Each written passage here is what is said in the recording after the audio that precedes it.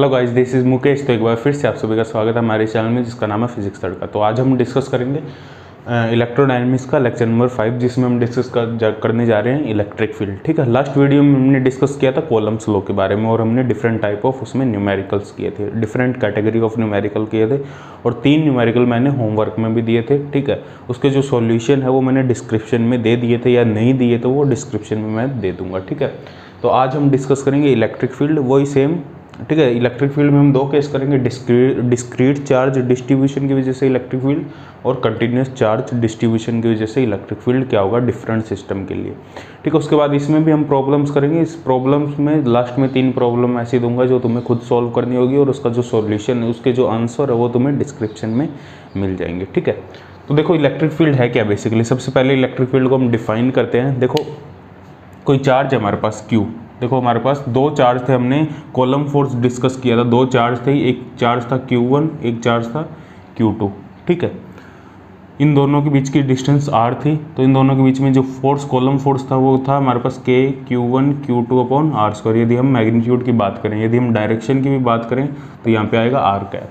ठीक है, क्योंकि जो फोर्स की डायरेक्शन होगी it is along the line joining. ठीक है, अब मान लो यहाँ पे देखो, यदि इस फोर्स को Q2 से डिवाइड कर दें, इस फोर्स को हम Q2 से डिवाइड कर दें तो ये क्या आएगा हमारे पास K Q1 upon R² R का।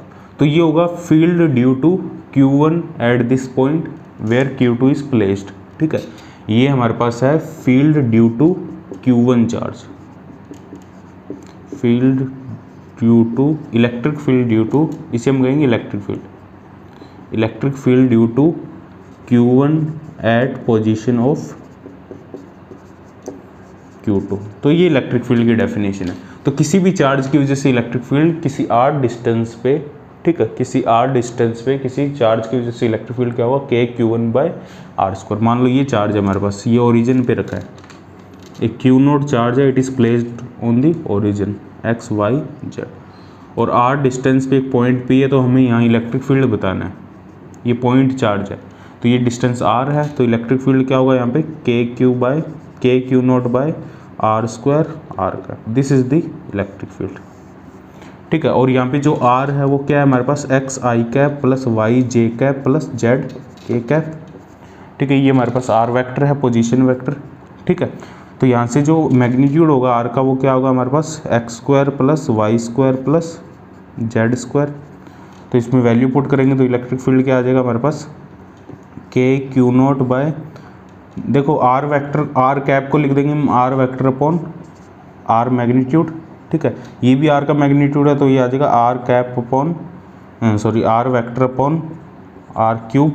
ठीक है, तो इसको क्या लिख देंगे हम K Q0 X I cap plus Y J cap plus Z K cap upon root X² plus Y² plus Z² power 3। ये तुमने पढ़ा होगा, ये तुमने 12th लेवल से पढ़ते आ रहे हो, तुम BSc में भी पढ़ा होगा। ठीक है, ये नॉर्मल है, सिंपल है। ठीक है, ये इलेक्ट्रिक फील्ड होगा और इसकी जो यूनिट होगी वो होगी न्यूटन पर कूलम। फोर्स पर चार्ज न्यूटन पर कूलम, ये इसकी एक और यूनिट होती है वोल्ट पर मीटर। ये इलेक्ट्रिक फील्ड है किसी पॉइंट चार्ज की वजह से, किसी पॉइंट चार्ज की वजह से किसी पॉइंट P पे जो इलेक्ट्रिक फील्ड होगा वो होगा K Q0 X I cap Y J cap Z K cap upon this term. ठीक है, ये हमारे पास टोटल इलेक्ट्रिक फील्ड होगा। अब इन जनरल किसी चार्ज की वजह से जो इलेक्ट्रिक फील्ड है it is proportional to the charge, जिस चार्ज की वजह से इलेक्ट्रिक फील्ड उसके प्रोपोर्शनल होगा and it is universally proportional to the 1/R²। तो जो टोटल है वो है K Q/R²। और डायरेक्शन की बात करें तो ये आ गया हमारे पास। ठीक है, यहाँ पे R डिस्टेंस है हमारे पास और R कैप है हमारे पास यूनिट वेक्टर इन दी R डायरेक्शन। ठीक है, तो ये हमारे पास इलेक्ट्रिक फील्ड होगा इन जनरल। अब हम बात करते हैं डिस्क्रीट चार्ज डिस्ट्रीब्यूशन की वजह से इलेक्ट्रिक फील्ड क्या होगा और कंटिन्यूस चार्ज डिस्ट्रीब्यूशन की वजह से इलेक्ट्रिक फील्ड क्या होगा। हमारे पास कंटिन्यूस चार्ज डिस्ट्रीब्यूशन कौन कौन से हो सकते हैं, फिर हम इलेक्ट्रिक फील्ड फाइंड करेंगे। पहले देखते हैं डिस्क्रीट चार्ज डिस्ट्रीब्यूशन की वजह से।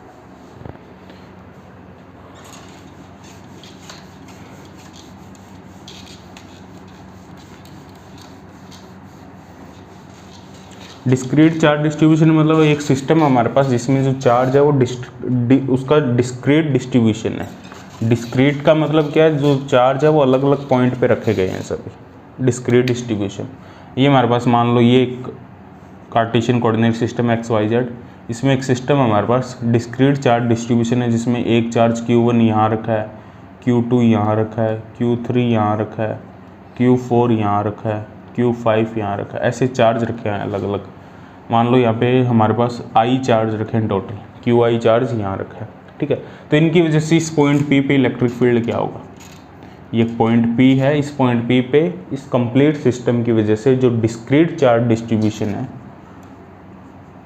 डिस्क्रीट चार्ज डिस्ट्रीब्यूशन, इसकी वजह से इलेक्ट्रिक फील्ड हमें फाइंड करना है, ठीक है, इस पॉइंट P पे। तो देखना पड़ेगा हमें Q1 से इसकी डिस्टेंस मान लो R1 है, Q2 से इसकी डिस्टेंस R2 है, Q3 से इसकी डिस्टेंस R3 है, Q4 से इसकी डिस्टेंस R4 है, Q5 से इसकी डिस्टेंस R5 है, QI से इसकी डिस्टेंस RI है।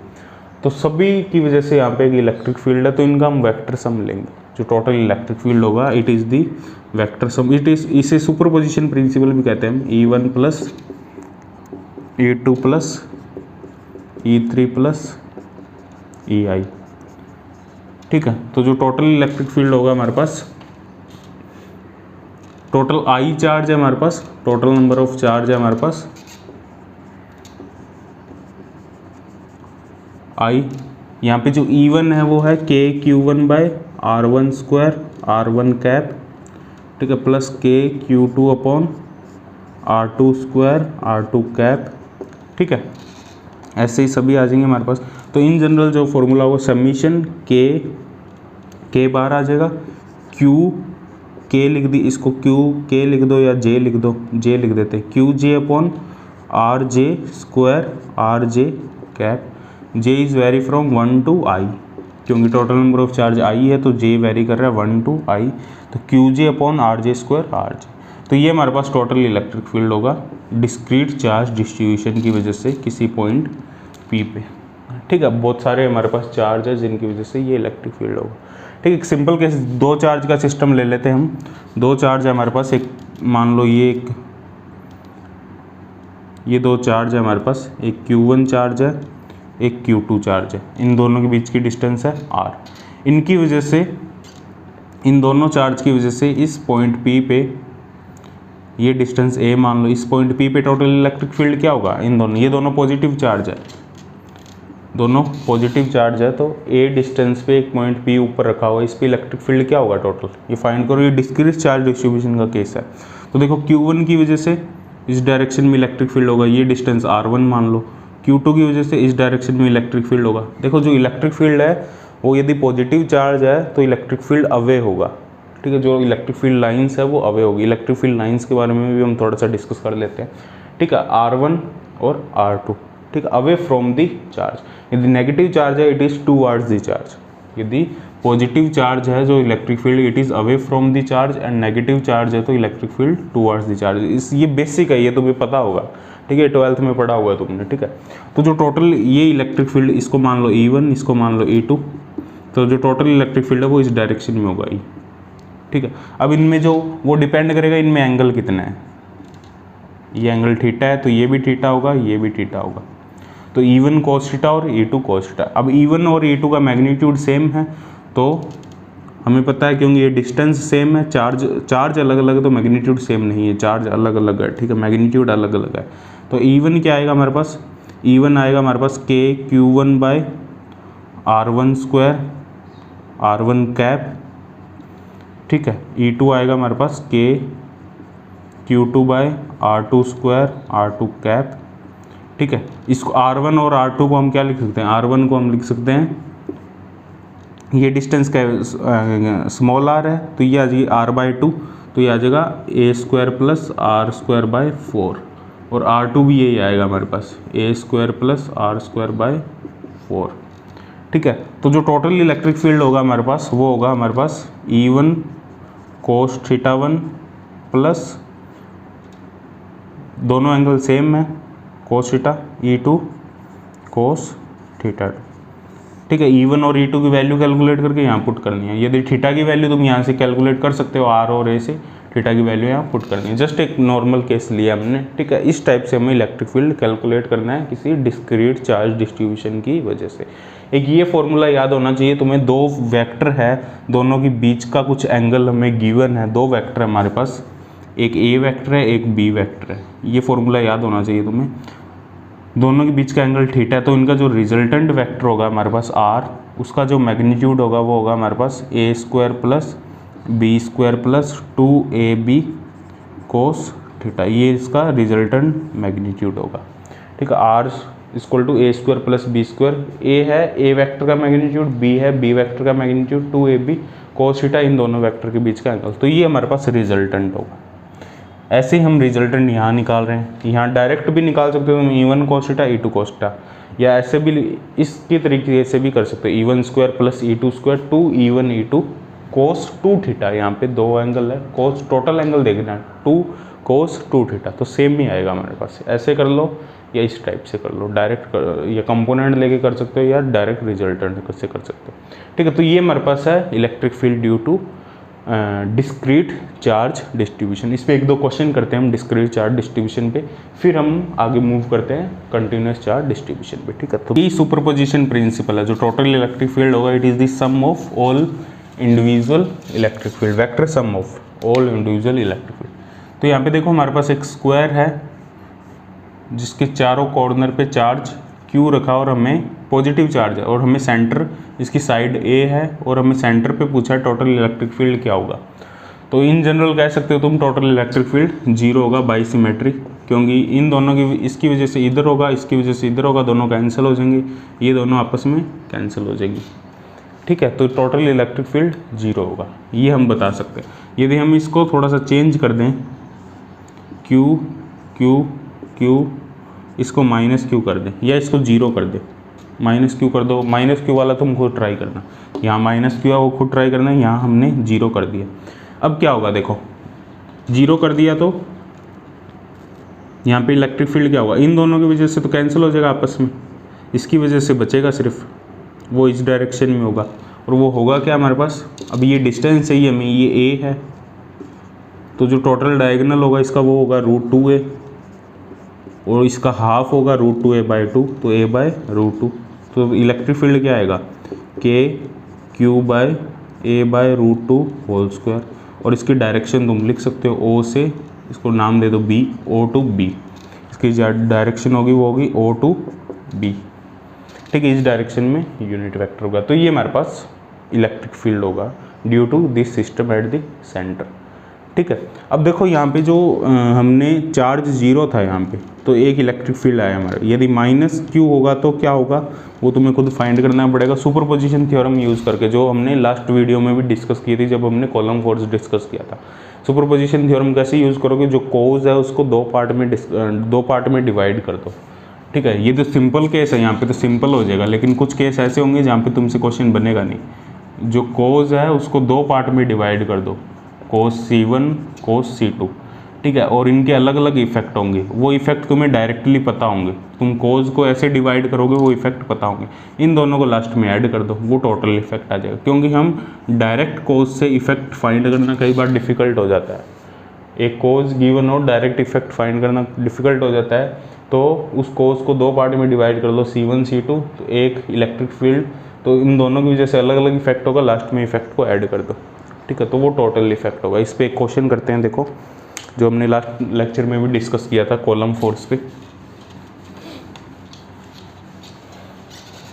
देखो क्या क्वेश्चन था हमारे पास, ये हमारे पास एक पेंटागन था,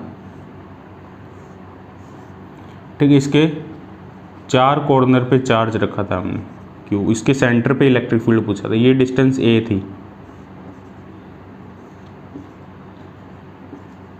अब इसके सेंटर पे इलेक्ट्रिक फील्ड पूछा गया था इन चारों चार्जेस की वजह से।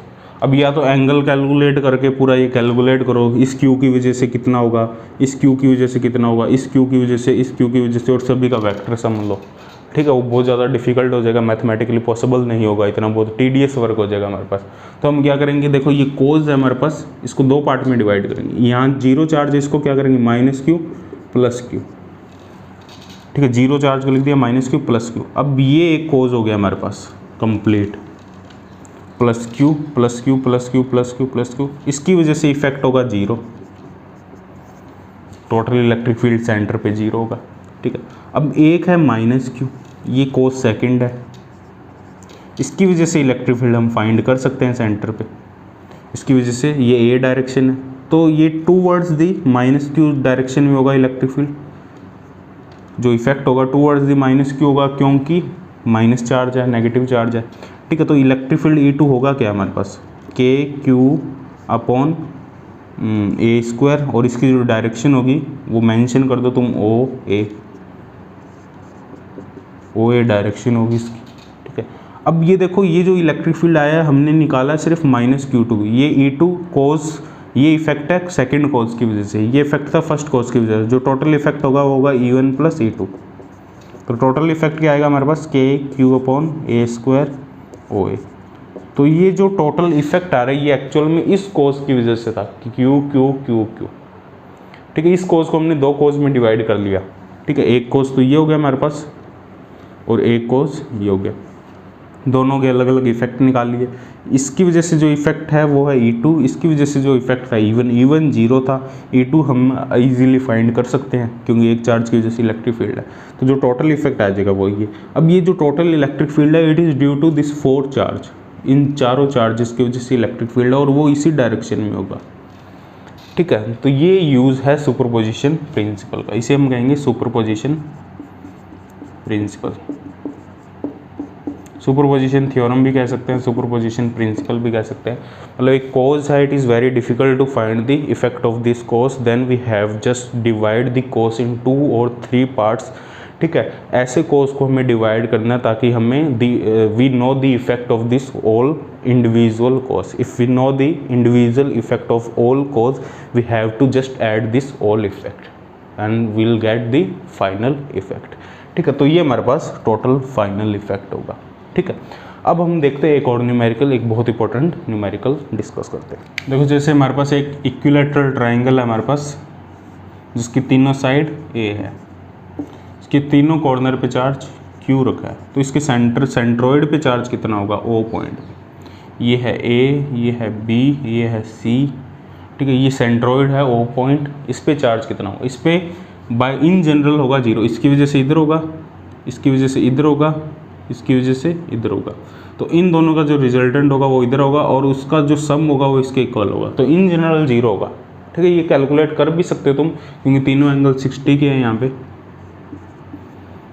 ठीक है, इक्विलैटरल ट्रायंगल है, तो इन जनरल यदि हम कैलकुलेट करेंगे तीनों का सम EA plus EB plus EC, तीनों का जो सम है वेक्टर सम है वो 0 होगा। तुम कैलकुलेट कर सकते हो, करके देख लेना चाहिए। ठीक है, लेकिन यदि हम एक चार्ज को यहाँ से हटा दें, तुमसे ये नहीं पूछा जाएगा इन जनरल, वो तुम्हें पता है 0 होगा।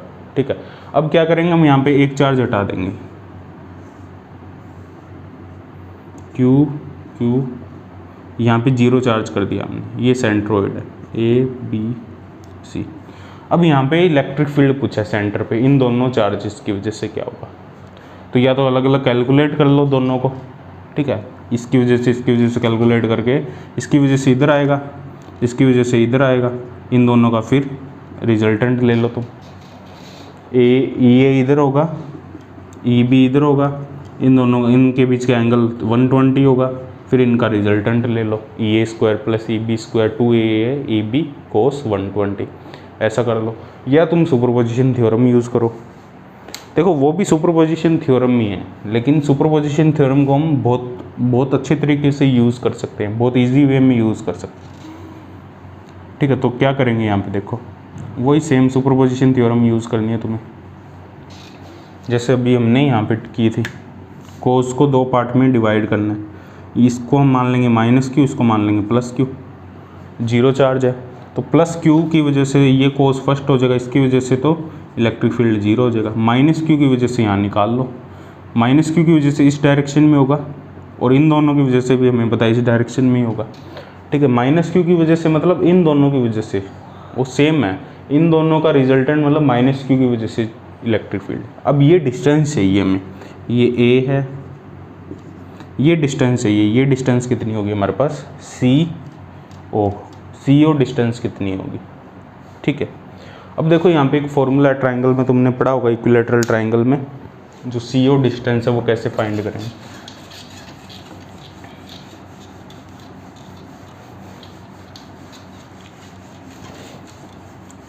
देखो यहाँ पे क्या होगा हमारे पास, ये इक्विलैटरल ट्राइंगल है हमारे पास, ये C पॉइंट है, ये O पॉइंट है, ये CO डिस्टेंस है, ठीक है।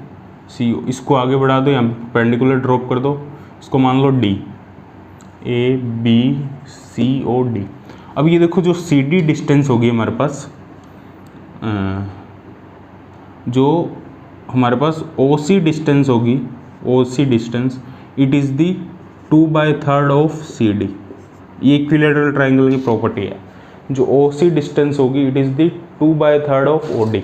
अब यही सेम होगी, जो AO होगी और OC वो सेम होगी, और जो BO होगी वो OA के सेम होगी, और इट इज़ 2/3 ऑफ CD। जो AO होगी इट इज़ 2/3 ऑफ, यहाँ पे परपेंडिकुलर ड्रॉप कर दो, इसको D मान लो, 2/3 ऑफ AD, ये भी कर सकते हैं हम, ठीक है। तो ये तीनों डिस्टेंस सेम होगी, OC, AO, BO, ये तीनों होगी 2/3 ऑफ CD। अब CD क्या है, टोटल डिस्टेंस। अब CD क्या होगी, ये है A/2, ये यहाँ से लेके यहाँ तक A/2, ये कंप्लीट A। तो CD क्या होगा हमारे पास, CD होगा हमारे पास A² + A²/4, ठीक है। सॉरी, ये हमारे पास हाइपोटेनस होगा, तो ये होगा A² - A²/4, ये बेस है हमारे पास, ठीक है। तो ये होगा हमारे पास 4A² - A²/4, तो 3A²/4 रूट, तो ये आएगा √3A/2, ये डिस्टेंस आएगी। अब OC क्या होगी, OC 2/3 ऑफ CD, CD हमारे पास √3A/2, 2 से 2 कैंसिल हो जाएगा, तो ये आ जाएगा A/√3, ये डिस्टेंस आ जाएगी A/√3।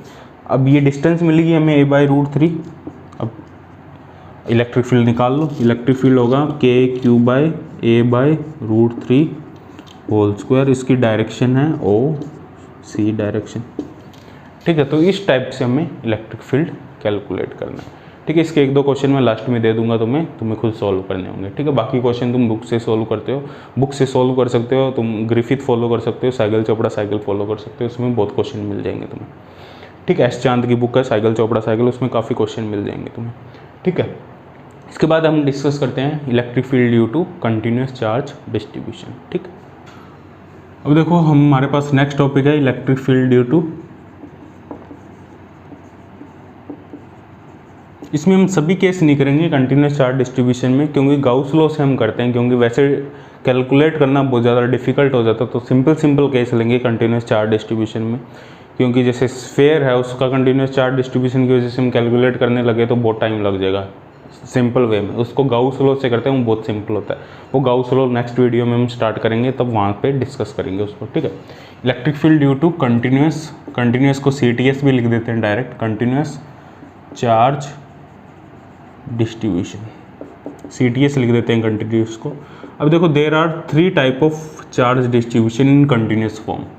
कंटिन्यूस फॉर्म में 3 टाइप के चार्ज डिस्ट्रीब्यूशन है हमारे पास। फर्स्ट है हमारे पास लीनियर चार्ज डिस्ट्रीब्यूशन,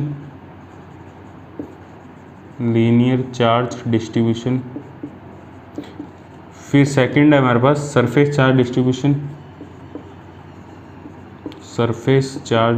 थर्ड है हमारे पास volume charge distribution.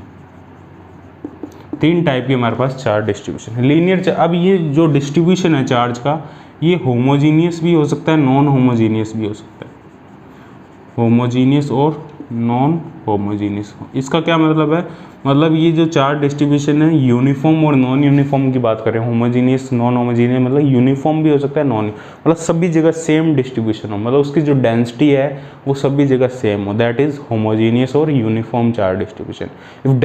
If density is varying with the coordinate, मतलब जो उसके कोऑर्डिनेट होंगे उसके साथ डेंसिटी वेरी कर रही है, then this charge distribution is said to be non homogeneous, non uniform charge distribution. तो लीनियर चार्ज डिस्ट्रीब्यूशन क्या है, हमारे पास एक रोड है जिसकी लेंथ L है, एक लाइन पे जो चार्ज डिस्ट्रीब्यूशन है, सिंपल लैंग्वेज में ए charge distribution on A line of length L is called the linear charge distribution. ठीक है, इस पे हमने टोटल चार्ज Q है वो डिस्ट्रीब्यूट कर रखा है, टोटल प्लस चार्ज Q है वो इस पे हमने डिस्ट्रीब्यूट कर रखा है। ठीक है, तो ये है हमारे पास लीनियर चार्ज डिस्ट्रीब्यूशन है। यदि ये यूनिफॉर्म है तो इसकी एक लीनियर चार्ज डेंसिटी होगी। इन जनरल हम यूनिफॉर्म मिलेंगे, लेकिन नॉन यूनिफॉर्म के भी केस मिलेंगे तुम्हें। ठीक है, जब हम गाउस लॉ डिस्कस करेंगे तब हम डिस्कस करेंगे नॉन यूनिफॉर्म जो चार्ज डिस्ट्रीब्यूशन है उनको कैसे सॉल्व करते हैं। ठीक है, यहाँ भी नॉन यूनिफॉर्म सॉल्व कर सकते हो तुम। ठीक है, नॉन यूनिफॉर्म के भी केस मिल सकते हैं तुम्हें। Linear charge density, linear charge density distribution में एक टर्म है हमारे पास लीनियर चार्ज डेंसिटी, चार्ज पर यूनिट लेंथ। ठीक है, ये इसको हम रिप्रेजेंट करते हैं लैम्डा से, lambda Q by L, linear charge density. यदि ये लीनियर चार्ज डेंसिटी सब जगह सेम है, लैम्डा की वैल्यू सब जगह सेम है, then this charge distribution is homogeneous और यूनिफॉर्म। सेकेंड टाइप है हमारे पास सरफेस चार्ज डिस्ट्रीब्यूशन। किसी सरफेस पे किसी चार्ज को हमने डिस्ट्रीब्यूट, 2 डायमेंशन सरफेस है ये, इस पर हमने Q चार्ज को डिस्ट्रीब्यूट कर रखा है, प्लस Q चार्ज को कंप्लीट सरफेस पे, और इसका जो सरफेस एरिया है उसको मान लेते हैं हम S, इसका जो कंप्लीट सरफेस एरिया है वो है S। तो सरफेस चार्ज डेंसिटी यहाँ पे सिग्मा से रिप्रेजेंट करते हैं, जिसको वो होगी हमारे पास Q बाय S। तो ये होगी मीटर कॉलम पर मीटर स्क्वायर, और ये होगा हमारे पास कॉलम पर मीटर। ठीक है, तो सरफेस जो सरफेस चार्ज डेंसिटी होगी हमारे पास Q बाय S। S है कंप्लीट एरिया और टोटल चार्ज है Q। थर्ड है हमारे पास वॉल्यूम चार्ज। अब ये भी चार्ज डिस्ट्रीब्यूशन यूनिफॉर्म भी हो सकता है, नॉन यूनिफॉर्म भी हो सकता है। यूनिफॉर्म में सिग्मा हर जगह सेम रहेगा, नॉन यूनिफॉर्म में सिग्मा सेम नहीं रहेगा, उसको इंटीग्रेट करके कैलकुलेट करना पड़ेगा। ठीक है, वॉल्यूम चार्ज डिस्ट्रीब्यूशन में कोई वॉल्यूम है हमारे पास। ठीक है, इसमें टोटल चार्ज Q हमने डिस्ट्रीब्यूट किया है। ठीक है, इसका वॉल्यूम V है, तो इसमें जो सरफेस चार्ज डिस्ट्रीब्यूशन होगा, इसमें जो डेंसिटी होगी हमारे पास वो, उसको हम रो से रिप्रेजेंट करेंगे, वॉल्यूम चार्ज डेंसिटी, इसको लिखेंगे हम वॉल्यूम चार्ज डेंसिटी, इसको हम रो से लिखेंगे, और ये होगा हमारे पास Q by V। Simple terms में बता रहा हूँ एकदम तुम्हें। ठीक है, रो होगा हमारे पास Q बाय V। ठीक है, तो ये होगा हमारे पास चार्ज पर यूनिट मीटर क्यूब। ठीक है, तो ये हमारे पास होगा वॉल्यूम चार्ज डेंसिटी। ठीक है, इसमें एक स्मॉल एलिमेंट लें, जैसे हम एक स्मॉल एलिमेंट लें वॉल्यूम चार्ज डेंसिटी में, जिसका वॉल्यूम dV है, इस पे हमसे चार्ज पूछा जाए कितना चार्ज है, स्मॉल एलिमेंट पे कितना चार्ज है, उस पे चार्ज मान लेते हैं dQ। तो जो dQ होगा वो होगा रो dV, क्योंकि रो है हमारे पास dQ बाय dV। तो dQ होगा स्मॉल चार्ज एलिमेंट, जो स्मॉल एलिमेंट है उस पर चार्ज होगा रो dV। यहाँ पे एक स्मॉल सरफेस ले लें हम छोटा सा, जिसका एरिया ds है, इस पे चार्ज होगा सिग्मा ds। यहाँ पे एक लेंथ में से एक स्मॉल लेंथ एलिमेंट ले लें dx, इस पे जो चार्ज होगा लैम्डा dx। ठीक है, ये स्मॉल एलिमेंट पे चार्ज होगा, इनका बहुत यूज़ होगा आगे। ठीक है, इनकी हेल्प से हम इलेक्ट्रिक फील्ड फाइंड करेंगे। तो कंप्लीट हमें चार्ज डिस्ट्रीब्यूशन गिवन होगा, उसमें से एक स्मॉल एलिमेंट लेंगे, ऐसा एलिमेंट लेंगे ताकि हम उसको इंटीग्रेट करके कंप्लीट इलेक्ट्रिक फील्ड को फाइंड कर सकें, ताकि उस एलिमेंट से वो कंप्लीट चार्ज डिस्ट्रीब्यूशन फॉर्म किया जा सके इजीली। ऐसा चार्ज डिस्ट्रीब्यूशन, ऐसा सरफेस एलिमेंट या वॉल्यूम एलिमेंट या लाइन एलिमेंट जिससे कंप्लीट लाइन ड्रॉ की जा सके, कंप्लीट सरफेस ड्रॉ किया जा सके, कंप्लीट वॉल्यूम कवर किया जा सके। ठीक है, जब न्यूमेरिकल करेंगे तुम्हें केस करेंगे अलग अलग, जब तुम्हें समझ आ जाए। तो सबसे पहला केस करते हैं हम electric field due to a line charge distribution. एक हमारे पास एक लाइन है जिसकी लेंथ L है, उस पर हमने चार्ज डिस्ट्रीब्यूट कर रखा है, उसके परपेंडिकुलर डायरेक्शन में इलेक्ट्रिक फील्ड क्या होगा, जिसका बहुत ही यूज़ है और उस पर क्वेश्चन बनता है इन जनरल। ठीक है, वो इन जनरल तुम्हें फॉर्मूला याद रखना पड़ेगा, लेकिन मैं यहाँ पे प्रूफ भी करवाऊंगा तुम्हें, बहुत सिंपल प्रूफ है, ताकि उससे तुम सीखोगे। क्योंकि तुम्हें कुछ different type of charge distribution दे दिया जाए तो तुम कैसे कैलकुलेट कर सकते हो इलेक्ट्रिक फील्ड, यहाँ से तुम सीख जाओगे आराम से। ठीक है, यदि तुम खुद सॉल्व करोगे तो सीख जाओगे। ठीक है, इसलिए मैं प्रूफ कर रहा हूँ यहाँ पर, लेकिन मैं डायरेक्ट फार्मूला भी लिख सकता हूँ, उसका याद करने का फ़ायदा नहीं होगा कोई, क्योंकि यदि तुम इसको सॉल्व करोगे, इसको देखोगे तो सीख जाओगे कैसे हम चार्ज इलेक्ट्रिक फील्ड फाइंड कर सकते हैं कंटिन्यूस चार्ज डिस्ट्रीब्यूशन से। ठीक है, तो सबसे पहले डिस्कस करते हैं electric field due to line charge distribution at the perpendicular direction. ठीक है, तो अब हम डिस्कस करते हैं electric field due to line charge distribution. एक लाइन है जिसपे चार्ज डिस्ट्रीब्यूशन है, जिसकी जो लीनियर चार्ज डेंसिटी है वो है लैम्डा Q बाय, मान लो इसकी लेंथ L है, टोटल लेंथ एल है, ये फाइनाइट रोड है, एक रोड है हमारे पास, एक फाइनाइट रोड है, ठीक, फाइनाइट लेंथ की रोड है। इन्फिनाइट का केस हम फाइनाइट से ही कर लेंगे, जब इन्फिनाइट हम कैलकुलेट कर लेंगे उसके बाद हम फाइनाइट को डिस्कस कर लेंगे, इन्फिनाइट को डिस्कस कर लेंगे जब हम फाइनाइट कर लेंगे। इसकी वजह से इस पॉइंट पी पे हमें इलेक्ट्रिक फील्ड फाइंड करना है, और ये जो पॉइंट पी है इट इज़ परपेंडिकुलर, ठीक है। अब ये जो पॉइंट पी है ये एग्जैक्ट सेंटर में नहीं है, रोड पी है ये रोड के एग्जैक्ट सेंटर में नहीं है। इन जनरल केस सेंटर में होता तो जो इलेक्ट्रिक फील्ड है वो सिर्फ इसी डायरेक्शन में होता, लेकिन सेंटर में नहीं है तो इलेक्ट्रिक फील्ड की ये डायरेक्शन भी होगी एक, ठीक है, या नीचे भी हो सकता है, ठीक है, क्योंकि ये आपस में कैंसिल, क्योंकि हाफ रोड की वजह से इधर होगा, हाफ रोड की वजह से ऊपर होगा, तो इनके अलग अलग कंपोनेंट होंगे, तो ये दो कंपोनेंट इधर होंगे, वो आपस में कैंसिल नहीं कर पाएंगे यदि ये सेंटर में नहीं है। हम मान रहे हैं जो पॉइंट पी है वो सेंटर में नहीं है, ठीक है, ये जो पॉइंट पी है ये रोड के सेंटर में नहीं है, तो इन जनरल केस हम डिस्कस कर रहे हैं, बाद में सेंटर में रख के कर लेना तुम, वो इन जनरल फार्मूला ही रखना है तुम्हें, सेंटर में क्या होगा वो लास्ट फार्मूला से निकल जाएगा, ठीक है। इन जनरल हम बात कर रहे हैं, ठीक है। अब क्या करेंगे हम, इसमें से एक लेंथ एलिमेंट ले लिया हमने, एक स्मॉल एलिमेंट लेना पड़ेगा, इसको ले लिया हमने dx, ये जो डिस्टेंस है इसको मान लेते हैं हम x। इस लेंथ एलिमेंट की वजह से इस पॉइंट P पे एक इलेक्ट्रिक फील्ड होगा, ये एंगल मान लेते हैं हम थीटा, ठीक है। ये जो डिस्टेंस है इसको मान लेते हैं हम r डिस्टेंस, ठीक है, तो ये भी एंगल थीटा होगा, तो ये डी इलेक्ट्रिक फील्ड होगा due to dx length element. अब dx लेंथ एलिमेंट पे चार्ज कितना है dq, इस लेंथ एलिमेंट पे चार्ज कितना है dq कितना है लैम्डा dx, dq है लैम्डा dx इस लेंथ एलिमेंट पे चार्ज, इसकी वजह से इलेक्ट्रिक फील्ड कितना होगा de क्या होगा हमारे पास k dq by r square, और r कैप ये इसकी डायरेक्शन हो जाएगी। मैग्नीट्यूड की बात करें तो k dq by r square, ठीक है, ये परपेंडिकुलर डायरेक्शन है हमारे पास, ठीक है। ये हमारे पास इलेक्ट्रिक फील्ड होगा इस लेंथ एलिमेंट की वजह से, ठीक है। अब देखो इसके दो कंपोनेंट है, एक है डी कोस थीटा, एक है हमारे पास डी साइन थीटा, ठीक है, दो कंपोनेंट है। एक तो है इस डायरेक्शन को, यदि इसको हमने x मानना है, इस डायरेक्शन को x मानना है तो इसको y मान लो, ठीक है, इसको x मानना है, इसको y मान लो, ठीक है, क्योंकि हमने इसको x मान लिया तो इसको y मान लो, ठीक है। तो ये y डायरेक्शन में है, ये x डायरेक्शन, मतलब रोड की परपेंडिकुलर डायरेक्शन y डायरेक्शन है, रोड अलोंग द रोड वो x डायरेक्शन।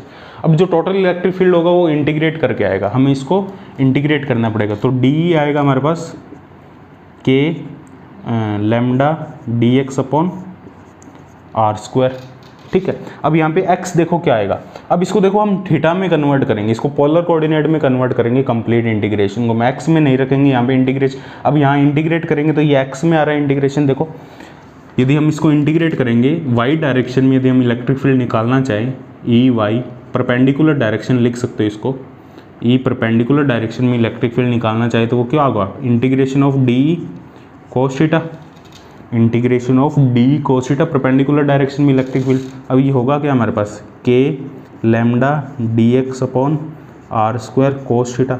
अब इसको इंटीग्रेशन ये x में है, इसको हम थीटा में कन्वर्ट करेंगे। अब देखो यहाँ से लेके यहाँ तक जी जो रोड है वो कंप्लीट एंगल बन रहा है, मान लो θ2, यहाँ से लेके यहाँ तक जो कंप्लीट एंगल बन रहा है वो है θ1, तो θ1 से θ2 में कंप्लीट रोड कवर हो रही है, θ1 से जब हम θ2 मूव करें तो कंप्लीट रोड हमारी कवर हो रही है, ठीक है। तो यदि हम इसको थीटा में कन्वर्ट कर लें तो x क्या है, x को देखना पड़ेगा पहले, x क्या है हमारे पास, tan थीटा क्या होगा, यहाँ से देखो tan थीटा, इस ट्रायंगल में इसमें देखो tan थीटा क्या होगा, tan थीटा होगा हमारे पास x अपॉन बेस d, तो x क्या होगा हमारे पास d tan थीटा, तो dx क्या होगा हमारे पास d sec square theta d theta, x भी आ गया dx आ गया, dx की वैल्यू यहाँ पुट कर दो, ठीक है, dx की वैल्यू यहाँ हम पुट कर देंगे, k लैम्डा बाहर आ जाएगा, dx आ जाएगा हमारे पास d sec square theta d theta cos theta. अब r क्या देखो r, ये r डिस्टेंस, ये r है हमारे पास x square plus d square, जो r है वो हमारे पास √x² प्लस d² और r² होगा हमारे पास x² प्लस d²। तो x की वैल्यू है d tan theta, d² tan square theta plus d² common आ जाएगा 1 प्लस tan स्क्वायर थीटा, तो ये आ जाएगा sec² थीटा। तो नीचे आ जाएगा d² sec² theta, sec² theta से sec² थीटा कैंसिल हो जाएगा, एक d से एक d कैंसिल हो जाएगा। तो ये आएगा हमारे पास k λ/d। इंटीग्रेशन की लिमिट क्या आएगी, अब देखो इसको रेफरेंस लिया इस लाइन को हमने, तो -θ1 से θ2, जो लिमिट आएगी -θ1 से θ2। अब d थीटा में आ गया cos थीटा d थीटा। ये है परपेंडिकुलर डायरेक्शन में इलेक्ट्रिक फील्ड, रोड के परपेंडिकुलर डायरेक्शन में इलेक्ट्रिक फील्ड होगा k λ/d -θ1 to θ2 cos theta d theta. इसको इंटीग्रेट करना बहुत इजी है, इसको इंटीग्रेट करो, आंसर निकालो, क्या आंसर आएगा।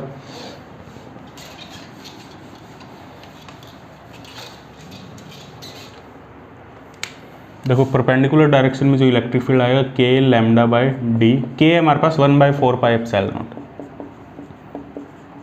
ठीक है। तो ये आएगा हमारे पास cos थीटा का आएगा sin थीटा, cos थीटा को इंटीग्रेट करेंगे तो sin थीटा -θ1 to θ2, तो क्या आ जाएगा k λ/d sin θ2 माइनस, और एक माइनस पहले से है sin θ1, तो ये आ जाएगा k λ/d sin θ1 plus sin θ2।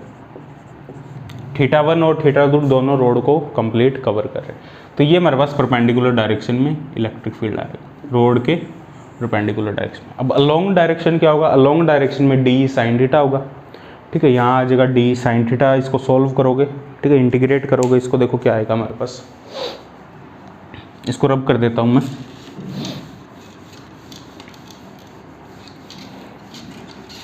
देखो यही सेम रहेगा, यहाँ sin थीटा आ जाएगा। पैरेलल डायरेक्शन में, रोड के पैरेलल डायरेक्शन में, मतलब x डायरेक्शन, ये y डायरेक्शन परपेंडिकुलर डायरेक्शन थी, x direction parallel direction, k λ/d -θ1 to θ2, यहाँ पे आ जाएगा हमारे पास sin theta d theta. sin theta का integration -cos theta, cos theta -θ1 to θ2। अब ये क्या आएगा देखो, -k λ/d cos θ2 -cos θ1, cos θ2 -cos θ1, क्योंकि cos -θ cos θ ही होता है, तो माइनस अंदर ले जाएंगे तो k λ/d cos θ1 cos θ2। तो ये हमारे पास पैरेलल डायरेक्शन में इलेक्ट्रिक फील्ड आ जाएगा। दोनों को साइड में लिखते हैं, फिर देखते हैं अलग अलग केस हम क्या क्या होंगे, ठीक है। इसको नोट कर लो, कंप्लीट लिखते हैं हम साइड में दोनों को।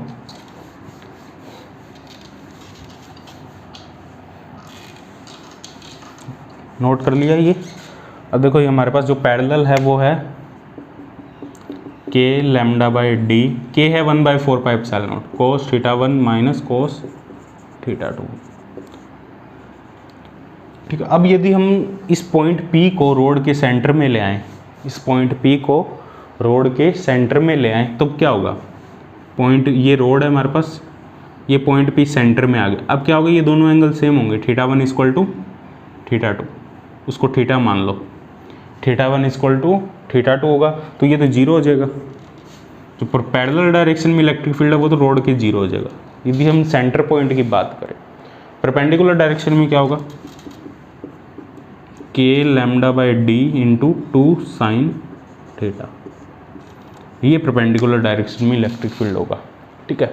ये perpendicular k λ/d sin θ1 plus sin θ2, तो sin θ1 और θ2 इक्वल है, तो 2 sin थीटा, ये जीरो हो जाएगा पैरेलल डायरेक्शन। ये तुम्हें ऑब्वियस पता भी है, क्योंकि जो दोनों कंपोनेंट है वो आपस में कैंसिल हो जाएंगे, ठीक है। नीचे वाली रोड की वजह से एक कंपोनेंट आएगा यहाँ से DE, इसके भी दो कंपोनेंट होंगे, एक D sin थीटा होगा, एक D cos थीटा होगा। cos थीटा वाले तो ऐड हो जाएंगे, sin थीटा वाले आपस में अब कैंसिल हो रहे हैं। जब तक कैंसिल नहीं हो रहे, जब तक पॉइंट सेंटर में नहीं है, तब तक कैंसिल नहीं होंगे, तब तक ये इलेक्ट्रिक फील्ड होगा। जब सेंटर में है पॉइंट, तो ई पैरेलल वाला कैंसिल हो जाएगा, ई परपेंडिकुलर वाला डायरेक्ट ऐड हो जाएगा, ठीक है। अब यदि रोड इन्फिनाइट हो, इन्फिनाइट लेंथ की रोड हो, तो क्या होगा देखो, यदि रोड की जो लेंथ है वो इन्फिनाइट हो,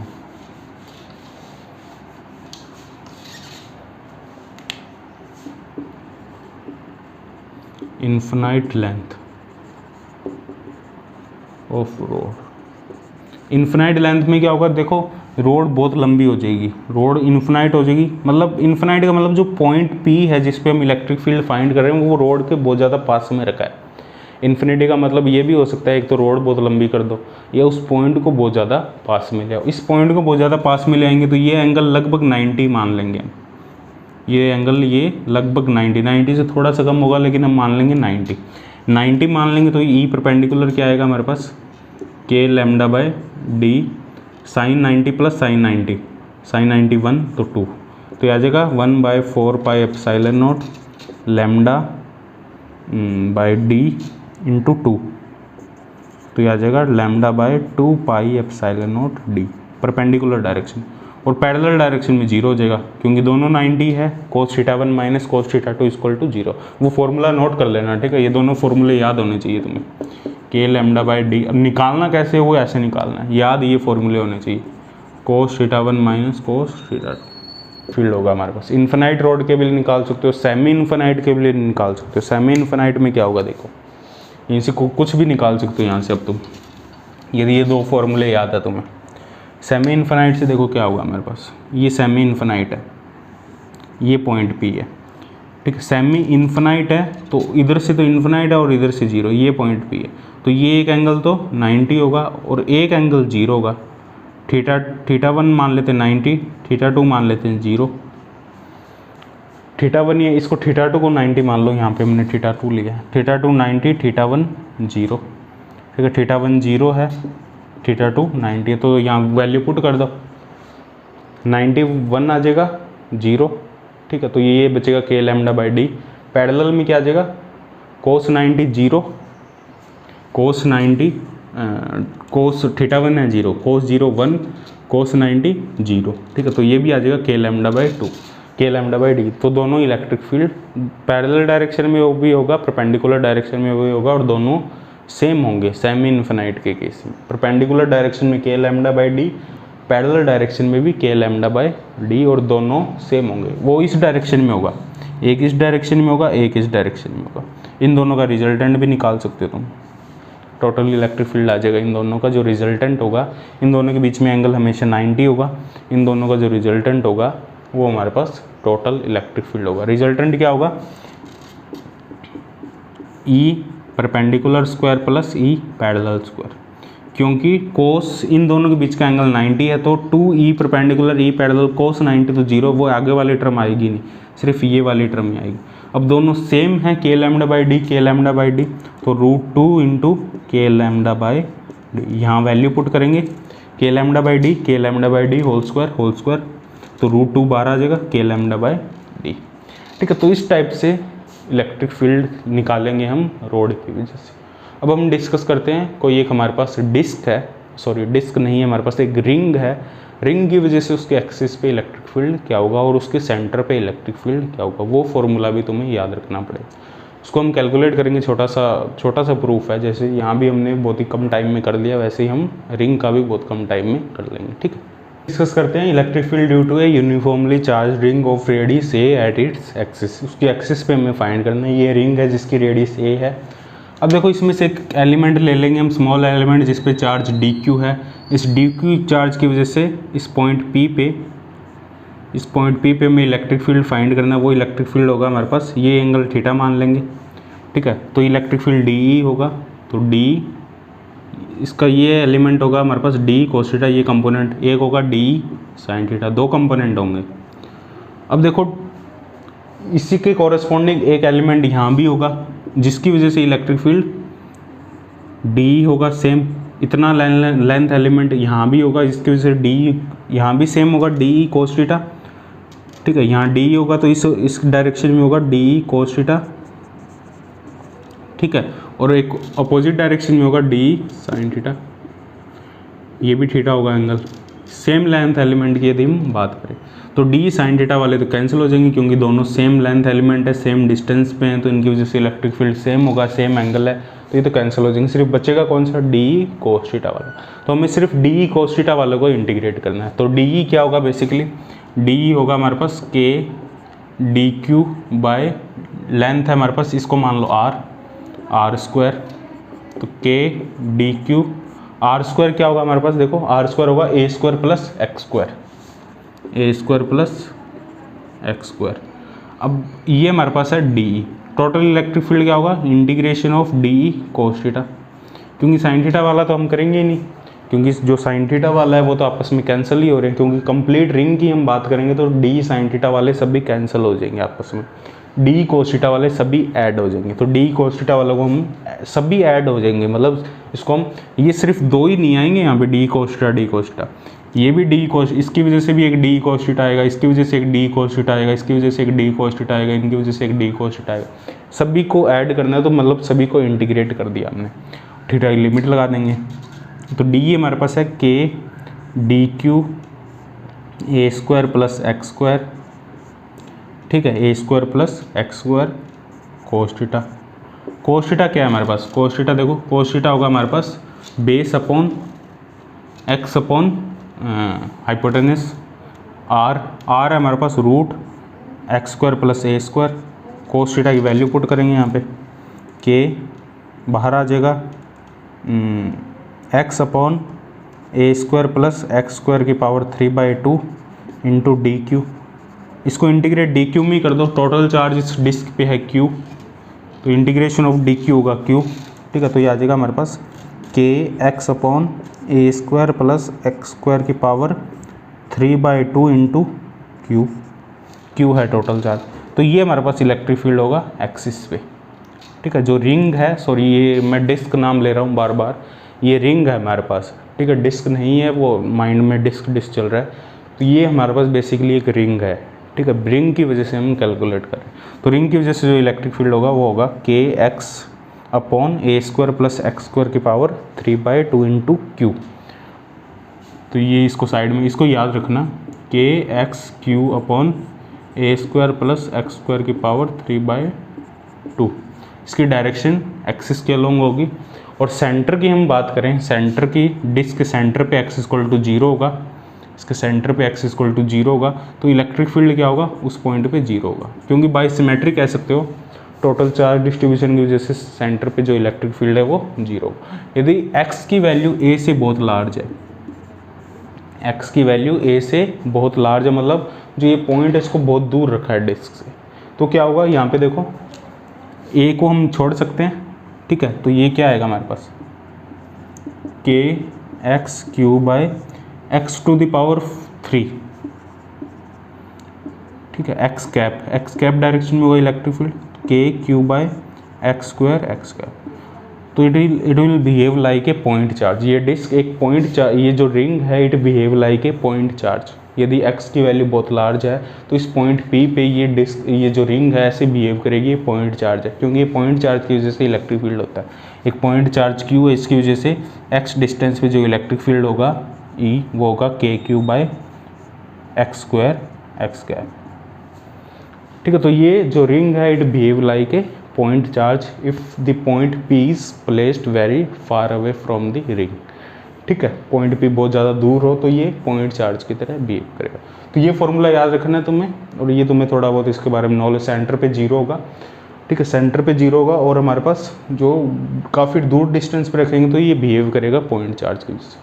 अब हम डिस्कस करते हैं रिंग का एक छोटा सा पार्ट लें, एक आर्क लें, ठीक है, एक सर्कुलर आर्क है, उसकी वजह से इलेक्ट्रिक फील्ड क्या होगा किसी पॉइंट P पे, ठीक है, वो डिस्कस करते हैं, ठीक है, उसके बाद मैं तुम्हें कुछ न्यूमेरिकल्स दूंगा जो तुम्हें सॉल्व करने होंगे। अब देखो इसमें एक केस रह गया था हमारा, जो रोड थी, लेंथ थी, जो हमने रोड की वजह से इलेक्ट्रिक फील्ड निकाला था, उसमें एक केस रह गया था, वो बहुत ईजी है, तुम सॉल्व कर सकते हो उसको। रोड को यदि हम इस डायरेक्शन में प्लेस कर दें, लेंथ L है, और इस पॉइंट P पे इलेक्ट्रिक फील्ड पूछा गया हो, और जिसकी रोड के सेंटर से डिस्टेंस x हो, रोड के सेंटर से डिस्टेंस x हो, पॉइंट P है, इस पे इलेक्ट्रिक फील्ड पूछा गया हो, तो कैसे फाइंड करेंगे इलेक्ट्रिक फील्ड, ठीक है, सेंटर को हमने रेफरेंस ले लिया, ठीक है, तो हम क्या करेंगे, एक एलिमेंट लेंगे यहाँ से, ये डिस्टेंस a ले लो, रोड की लेंथ L है, इस डिस्टेंस को a ले लिया हमने, एक लेंथ एलिमेंट dx लेंगे, इसकी वजह से d निकालेंगे, d होगा लैम्डा dx के अपॉन ये, इसकी इससे डिस्टेंस कितनी होगी, इसकी इससे डिस्टेंस कितनी होगी, इसको r मान लो, इस पॉइंट को r मान लो क्योंकि x हम यहाँ यूज़ कर लेंगे, x डिस्टेंस होगी तो ये आ जाएगा एक्स स्क्वायर, इसको हमने r कंसिडर कर लिया। सेंटर पॉइंट से p पॉइंट की डिस्टेंस r, ये x है dx की p पॉइंट से, और ये डिस्टेंस है। देखो यहाँ पे x की लिमिट लगानी है तुम्हें डायरेक्ट यहाँ पे जो लैम्डा है हमारे पास, लैम्डा dx वो हमने dq को लिख दिया, और लैम्डा यूनिफॉर्म है तो d क्या आएगा हमारे पास, जो e आएगा वो आएगा integration of d, integration of d क्या आएगा हमारे पास, k lambda dx by x square, ठीक है dx। और x की लिमिट कहाँ से कहाँ तक है, देखो यहाँ पे जो तुम लिमिट लगाओगे, यहाँ पे जो लिमिट लगाओगे तुम लगाओगे r minus L by two से r plus L by two, ये लिमिट लगाओगे यहाँ पे, ठीक है। x की लिमिट लगाओगे r माइनस यहाँ से r minus L by two से r plus L by two, तो ये इसको सॉल्व करोगे तो तुम्हारे पास इलेक्ट्रिक फील्ड आ जाएगा। इसको सॉल्व करना,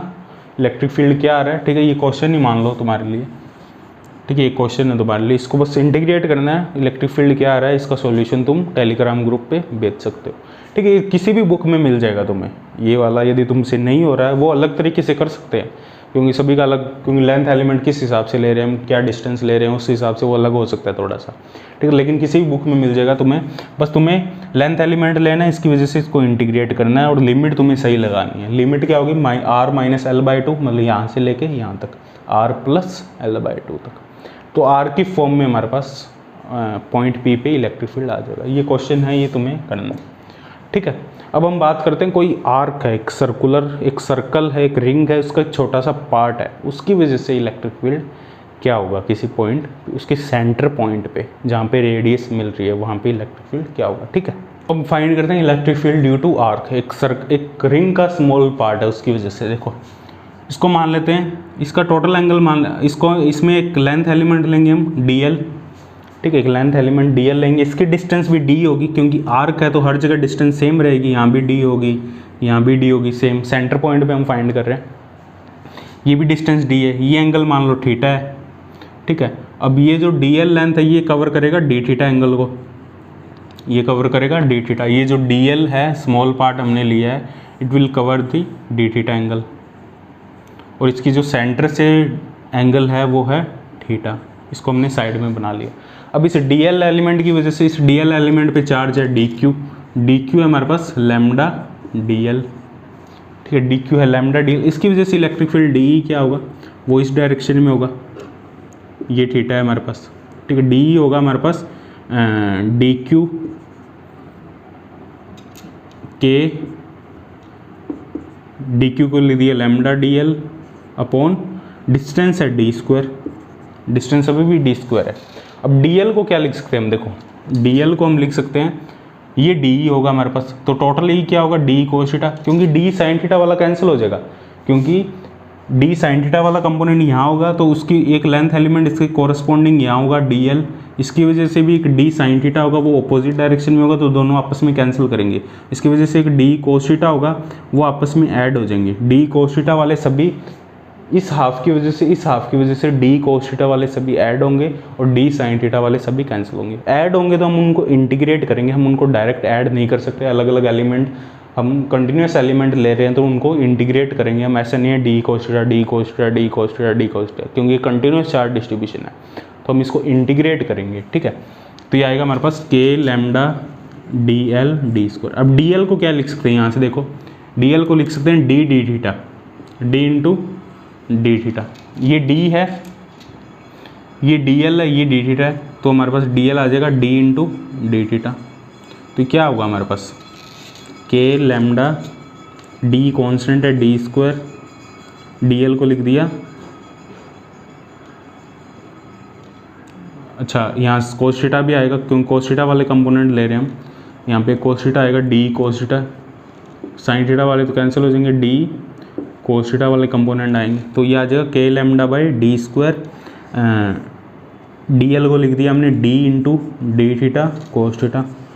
अब थीटा की लिमिट क्या है, इस आर्क को जो कंप्लीट कवर कर रहा है, ये आर्क है हमारे पास, इसको जो कंप्लीट कवर कर रहा है एंगल, इसको मान लो θ1, इसको मान लो θ2, वो इस जैसे हमने रोड में किया था θ1 और θ2, तो लिमिट होगी -θ1 से θ2, क्योंकि हम इसको रेफरेंस ले रहे हैं, तो -θ1 से +θ2।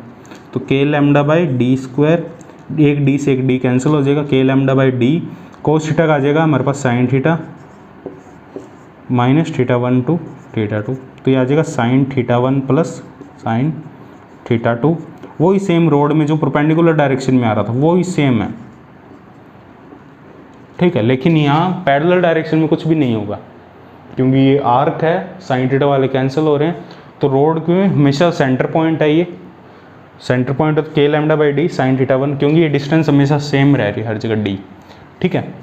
तो आएगा k lambda by d sine θ1 plus sine, वही सेम जो परपेंडिकुलर आ रहा था रोड में वही सेम होगा। अब यदि देखो इस आर्क को हम इसमें अलग अलग केस कर सकते हैं, इस आर्क को हम 1/4 ऑफ रिंग बना दें, इस आर्क को हम बना दें 1/4 ऑफ रिंग, ये आर्क है हमारे पास, इसकी वजह से इस पॉइंट पे इलेक्ट्रिक फील्ड क्या होगा, ये इसका सेंटर पॉइंट, ये डिस्टेंस d मान लेते हैं, तो ये 45 एंगल होगा, ये भी 45 होगा, तो बस डायरेक्ट फॉर्मूला में पुट करना है k lambda by d sine 45 plus sine 45, तो 1/√2 प्लस 1/√2, तो ये आ जाएगा 1/√2 प्लस 1/√2 √2, तो √2 k लैम्डा बाई डी, के है हमारे पास 1/4 pi epsilon naught lambda by d, तो ये इलेक्ट्रिक फील्ड आ जाएगी। ये फॉर्मूला याद रखना है तुम्हें। यदि तुम कंप्लीट हाफ सर्कल बना दो इसको और इसकी वजह से पूछा जाए इलेक्ट्रिक फील्ड यहाँ इस सेंटर पॉइंट पे, तो इस डायरेक्शन में होगा, और तो तुम्हें एंगल लेना पड़ेगा 90 और 90, अब एंगल लेना पड़ेगा 90, उसका हाफ कर लो 90 और 90, 90 करेंगे तो 1 आएगा, तो 2k लैम्डा बाय डी। यदि कंप्लीट सर्कल बना दें हम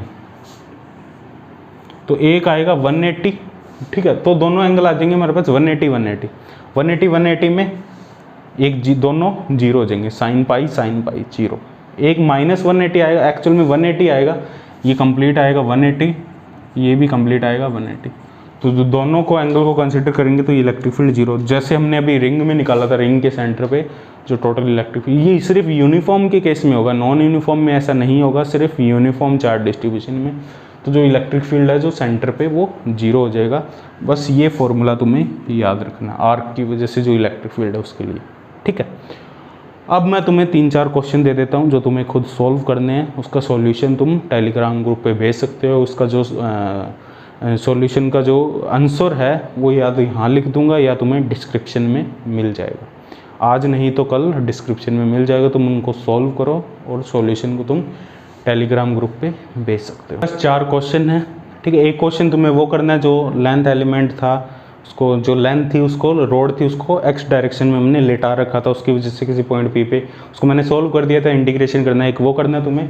उसके बाद तुम्हें ये 4 क्वेश्चन करने हैं। ये हमें डिस्ट्रीब्यूशन दे रखा है इलेक्ट्रिक फील्ड का, जो चार्ज डिस्ट्रीब्यूशन दे रखा है, ये डिस्क्रीट चार्ज, ये कंटिन्यूस चार्ज डिस्ट्रीब्यूशन है, ये भी ये डिस्क्रीट चार्ज डिस्ट्रीब्यूशन है, ये डिस्क्रीट चार्ज डिस्ट्रीब्यूशन, इनकी वजह से इलेक्ट्रिक फील्ड, इसके सेंटर पे इलेक्ट्रिक फील्ड फाइंड करना है, यहाँ आर्क का यूज़ करोगे तुम, इसके सेंटर पे इलेक्ट्रिक फील्ड फाइंड करना है। अब देखो यहाँ सेकंड क्वेश्चन में क्या गिवन है हमें, जो चार्ज है मतलब ये कॉन्जुगेटिवली प्लेस किए गए हैं, x = 1 सेंटीमीटर पे या 1 मीटर ले लो, 1 सेंटीमीटर ले लो, उस पर चार्ज रखा है q, फिर 2 पे q, फिर 3 पे q, ऐसे इन्फिनेटिव चार्ज रखे हैं हमारे पास। तो सेंटर पे इलेक्ट्रिक फील्ड क्या होगा, इलेक्ट्रिक फील्ड एट सेंटर,